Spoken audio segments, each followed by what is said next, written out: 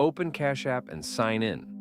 Tap the bank icon at the bottom left to open the Banking tab. Tap Link Bank or Linked Accounts. If you haven't linked a bank yet, choose to add one.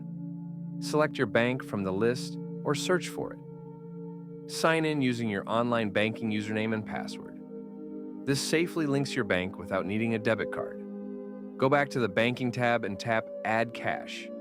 Enter the amount you want to transfer and tap Add. The money will be pulled from your bank and usually appears in 1 to 3 business days.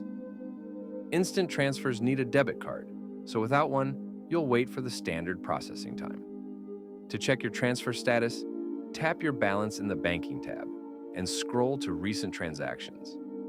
To change or remove your bank, go back to Linked Accounts. Make sure you have enough money in your bank and that you're logged into the right Cash App account to avoid problems. That's it. You've now linked your bank and can transfer money to Cash App without a debit card.